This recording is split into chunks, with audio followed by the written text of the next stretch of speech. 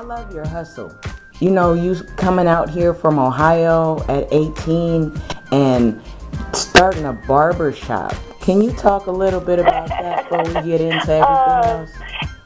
I basically, while in my pursuit of my dreams, I realized I have to eat. I have to live, and I had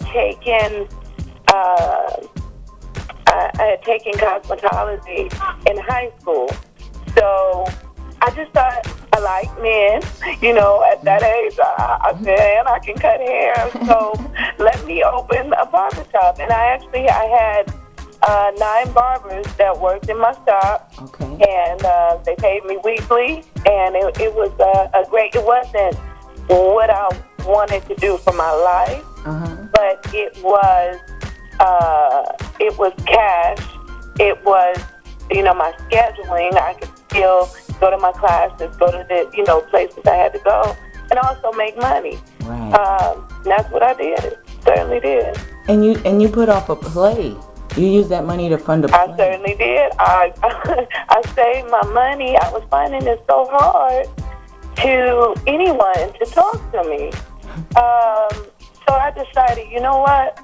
I'm going to get them to come to me. I took my money and I rented out the Beverly Hills Playhouse, and I put on my own production, and I sold it out. And from there on, I knew that was the way, because I just was not going to accept no. Or it's for me, being so far away from home, I decided I'm not going home unless I'm going to visit. So I'm going to have to, it's more or less, it's sink or swim. Right. Because I'm not from, my family was not a well-off family that could support, my dream, quote unquote, what they used to call it. Right. So for me, it was really sink or swim. Either we're going to make this happen or we're going back to Euclid. And every time I thought about going back to Euclid, I tried harder and harder. But I wasn't going back to Euclid, not defeated. And you pressed forward, and somebody did pick you up, and you were able to get some writing credit that got your foot in the door. Yes. It's a lot in between that, but that is what happened. I kept on, and I kept on, and I kept on, and if this didn't work, I'm going to try this. And if that don't work, I'm going to try this. Like, I was just determined to do, I didn't believe I would have, this much conviction in my heart if God wasn't going to make some kind of way, and that's the truth. Right. So, and he really did, like out of no way, make a way. But it wasn't, without me doing my part too. Studying, being prepared, but just determined, And you said it. You said study to show thyself approved. So when it come through, you was ready. And then once you got in the door, there's that boys club in entertainment and the workforce period. But in your field, talk a little bit about that. Well, I don't acknowledge it. I mean, I will not use that as an excuse for anything that I won't or have not done, because Hollywood has a boys club.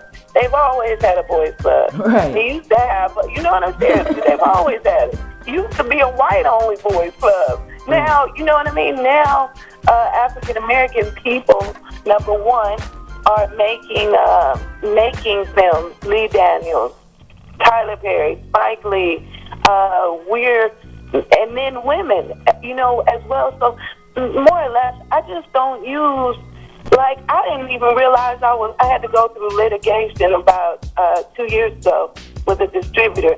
And it wasn't until going through that, that I realized I was black. People always be like, well, you can't do this because you're a woman. You can't do this. You can't do this. Right. I really believe I can, Right. And I don't, I don't look at this quote unquote boys club as if they have they're dominating. There's no way for anybody else to do anything. Right. I don't accept that. That's what's up. Once my listeners get a hold of this, whatever field they are in, they will be inspired. Now, moving up to speed with this movie starring Vivica Fox that you're directing, The Power of Love. The Power of Love is basically about P.J. Payton, who is played by Vivica Fox, who wrote a book called The Power of Love. And people are listening to the radio, and three individual callers decide to call in and share their faith-based stories. Sometimes I'm a Christian, and sometimes being a Christian is challenging, contemporary stories of just things that people, now they're all fiction, they're not about anybody, particularly, but they're fiction. But they share their spiritual growth stories with the author of the book, and that's Vivica Fox.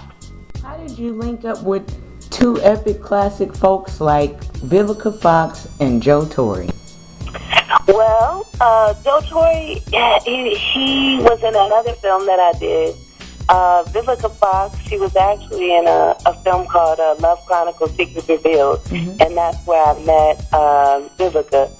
And she's awesome. Like, she's awesome to work with. She's so professional, so down to earth, and just overall, just talented, But we actually met about 3 years ago in another film. Your movie is dropping September 24th. That's in a few days. Yeah, that's next week, so I'm excited. I hope everybody, either downloads a copy, picks up a copy, gets a copy of this movie. I don't think they'll be disappointed. Blessed love to you and all your projects. Thank you. And we really appreciate you taking the time out to talk with us and letting us help get the word out about this movie and your other films. Thank you. I appreciate you having me on the show, and thank you for helping me spread the word. And it's really been nice talking to you. For sure. We'll keep in touch.